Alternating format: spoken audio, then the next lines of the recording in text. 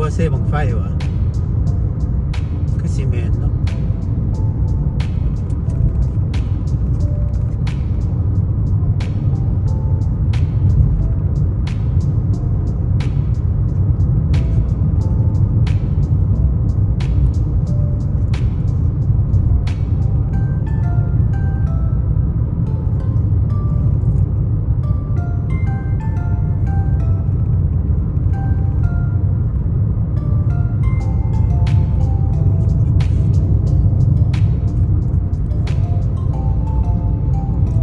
กัวเซ่บังไฟคือซีเมนต์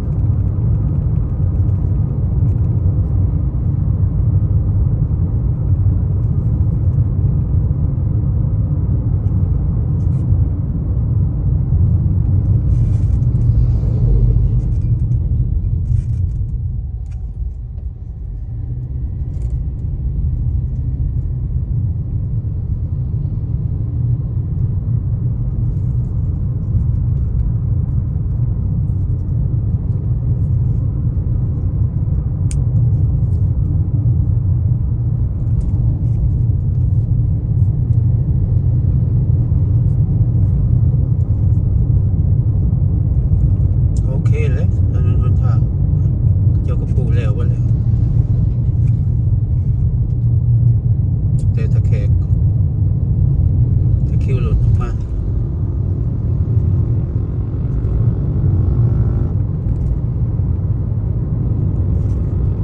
อันนี้หอดแล้วหอดกัวเซ่บังไฟแล้วตัวเก่าเนี่ยเขามากทิมแล้ววะโอ้มากทิมแล้วมันเป็นตัวใหม่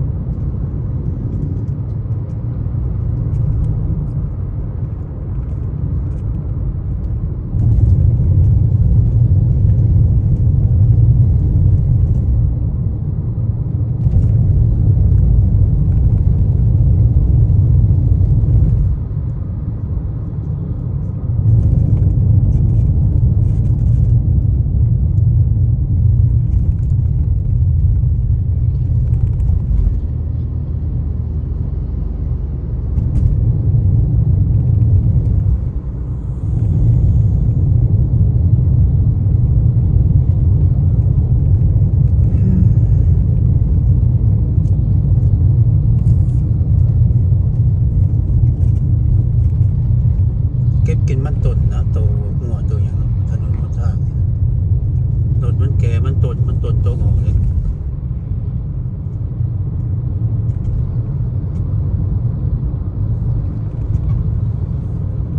ตัวงัวขั้วมันตัวงัวตัวแบะมันมักอยู่น้ำทางกินมันต้นโตแต่รถ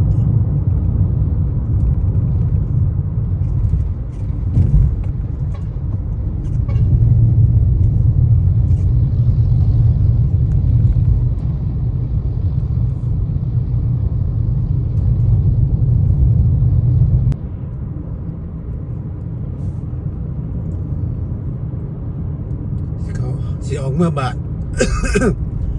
เมื่อบานห้วยได้วงเวียนลุงไก่สอน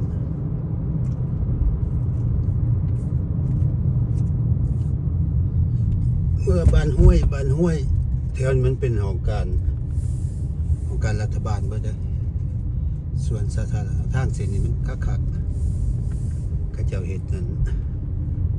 อันนี้แสนว่าเสาไฟสายทางกลาง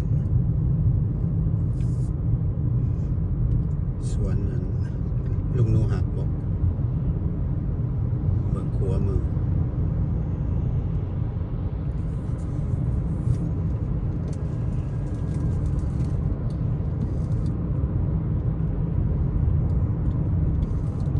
จะเศร้าๆพี่น้อง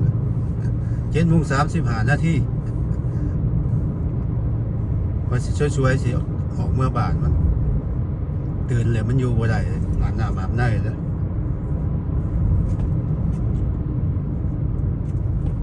ทางถนนเส้นนี้มันอยู่ทั้งเงินเดินยนต์สวรรณเขต เมืองเงินไกรสอน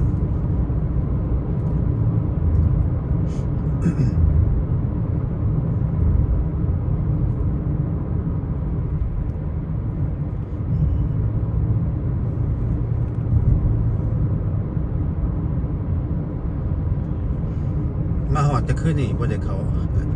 บ่ได้ออกเมื่อบาทมันมากคำเช็คอิน7 โมงก็เลยบ่ได้ออกเมื่อบาทเมื่อก็จะกลับเข้ามาในเมืองคือเก่ามานอนอยู่นี่นอนอยู่บ้านมันก็บ่อยากรบกวนเขามานอนอยู่โรงแรมมันตามใจเฮ็ดหยังก็เฮ็ดไม่ก็หาเขาคอนเนาะอย่าไปนี่มักสบายนะมันอยากให้ไปหาไปคอนสร้างเส้นนี้มันก็ลัดไปใส่พุ่นแลทาง13ไต่ออกไป ปากซี่จับประซักลัดไปใส่บ้านนั่นนาเซ้งว่ะแถวบ้านนาเซ้งคักๆเนาะถนนหนทางเนาะทางดีเลยก็จะปูนดินซีมั่งหมดเลยกลุ่มดนกลุ่มเป็นอะไรปีสวรรค์นี่มันโมเพ่ง่ายดอกถนนหนทางรถบ่หลายคือในเวียงโอ้น้ำมันนี่ซับ9,000รถบ่หลายเลยมันก็ตะบกโมง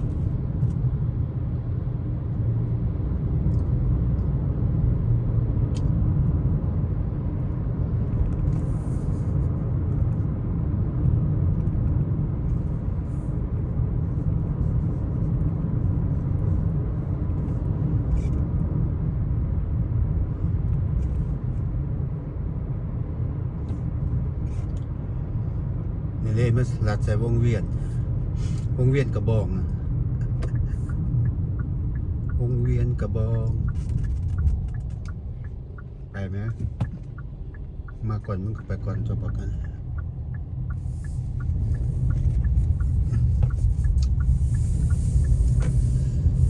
ออกไปบ้านห้วยชินอนอีกจะคืน2 คืนบ่จะสิกลับมือเวียงฟังเปิดเอาแต่อารมณ์มันเลยเนาะคนบ่มีเวียงมีงานคนไม่มีเวียกมีงาน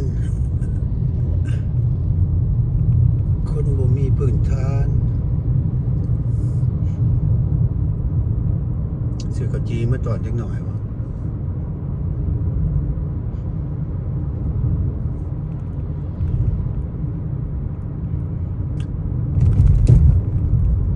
มันทุกทางมันลุกรถนักแลนหลายลุบลงไปหายกว่าทางไปโคกคำเป่าตะกี้เนาะ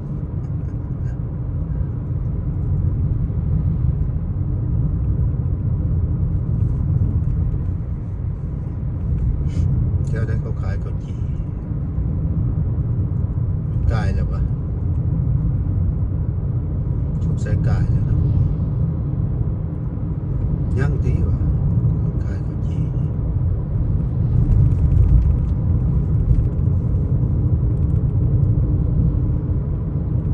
ใกล้เลย12-13 กิโลจากเมืองเงินไกรซ้อนไปหาบาทพญาไพนี่นะ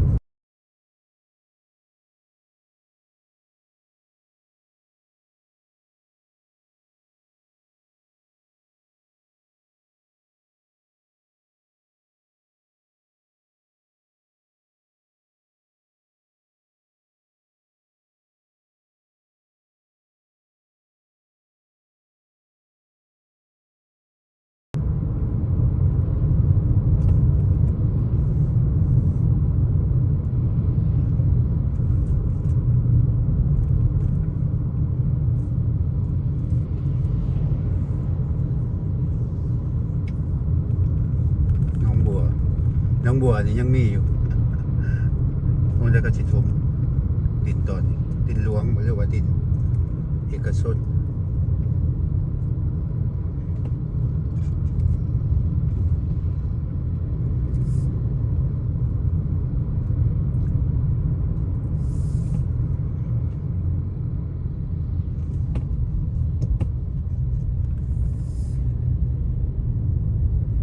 ส่ว่าเขาจี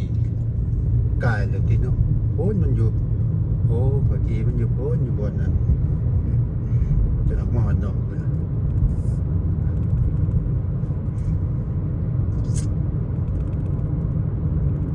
แม่นวะสงสัยเนาะเขาจีมันอยู่วันค่ายทหารปืนใหญ่แตะเก่านัดมาทางว่าเดินยนต์มันกายแล้ว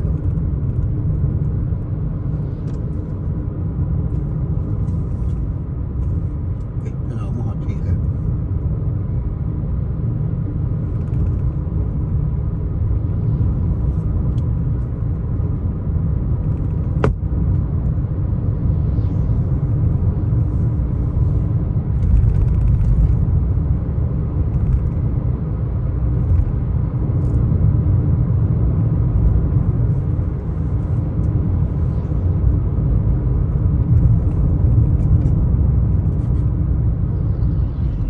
เป็นหอดครัวแล้ว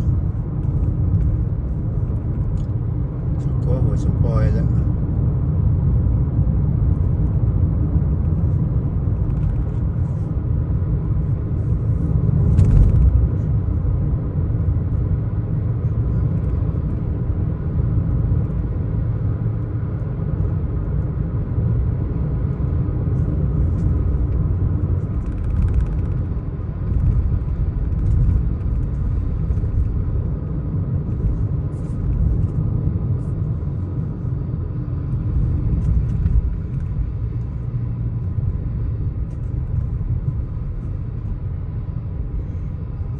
ครัวหัวสมปอย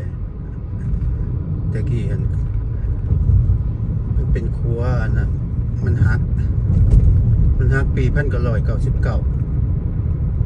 ขาเอารถแก่ฟุ้ยใหญ่ๆมาไต่ขัวหักหน้ามันจนเป็นนั่นเป็นเท่าฟุ้ยรถใหญ่ๆตกลงไปใส่หน้าจะได้ให้ครัวใหม่อันนี้มันก็สิเริ่มเป็นบันศอกไว้แล้วนะแถวนี้นะมาหอดครัวเลย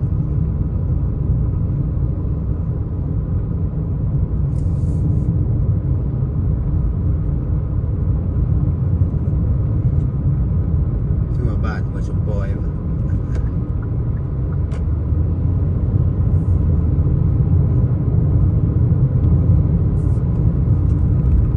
บ้านหัวสมปอยวะมันหมดติดมันเป็นบ้านต่างหาก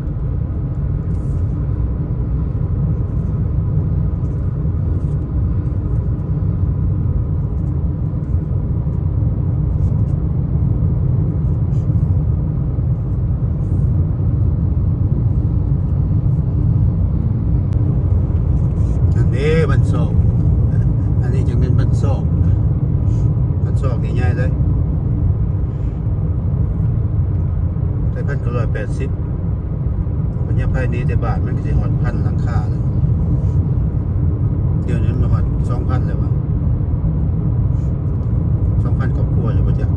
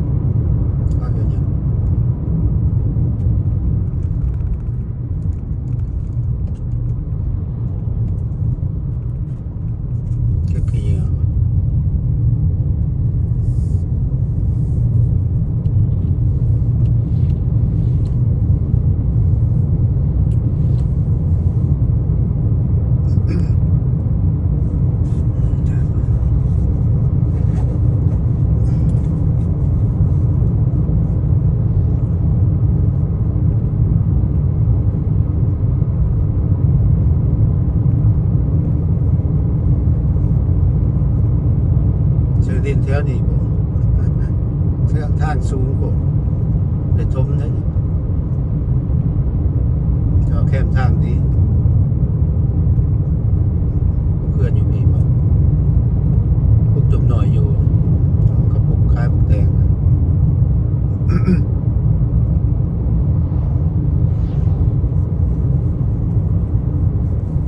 ถ้าจะหมกแดงแดงอันนี้เขาว่าเขาเอามาแต่ใช้หญ้าบ่เนาะแดงขาวนี่ในทางเขาบันย่างบ้านย่างสูงข้างน้ำท่วม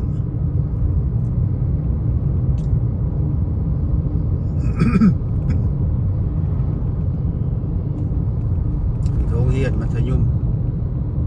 ย่างสูงแต่ถ้าบันหวยมาเขา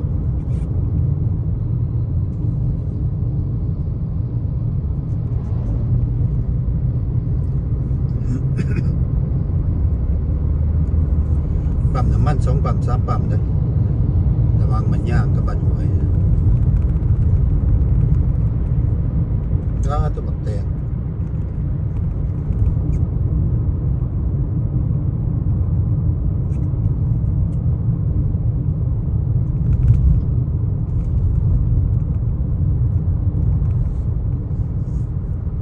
เอาดินมาถมก็จะปลูกเพื่อนดูกันร้านลุงทรงดีมั้ย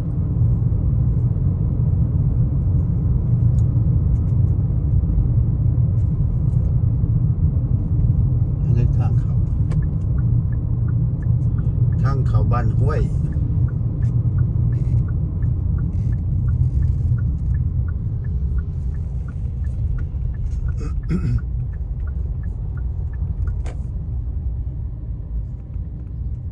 เดือนซาดเต็มไปเลยเลยโอ้ย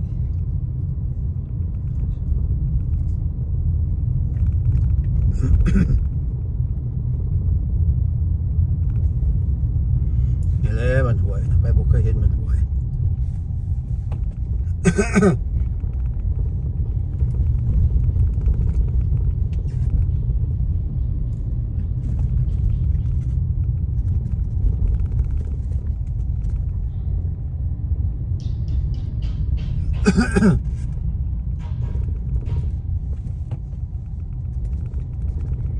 ก็ขายไปเลยทางนี้นะ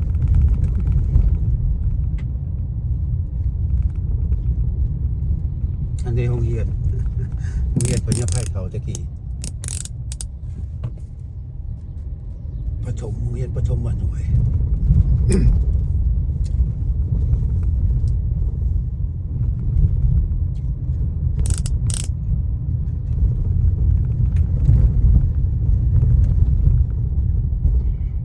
โอ้ทางนี่เสียไปเลย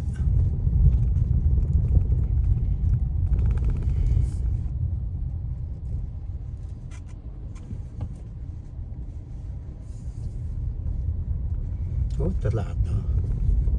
เปิดตลาดว่ามัน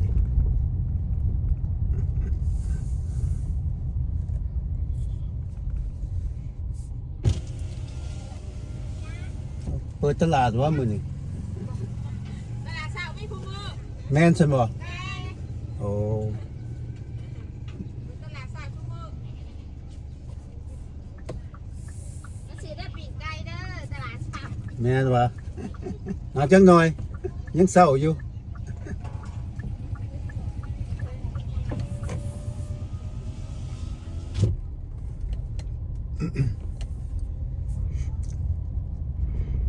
ตั้งบ้านก่อนกันนี่ถือขิง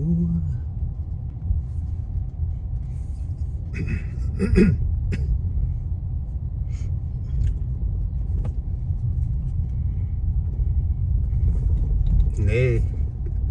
เพื่อนพญาไพแถวนี้แหละแมนมาเลยนี่เบิ่งขวามือมูลเมียบุตร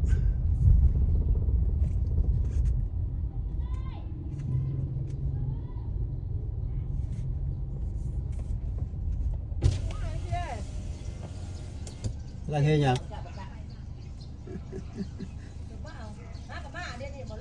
มาหอดขึ้นนี่มาหอดคำไปเลย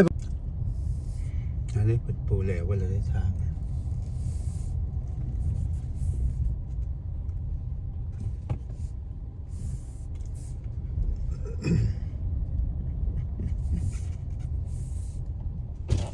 ไปทางใด ไปอันเนี้ยไปอันสิไปเอารถข่อยเอารถเขานี่ เอา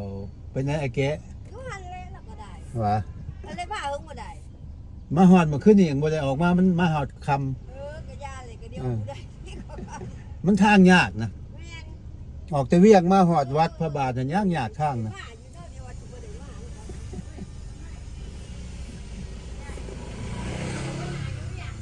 ฮะขมี่ใดโอ้ไอ้ขมี่วะออกไปหลินน้ำเหล้าอยู่ เออ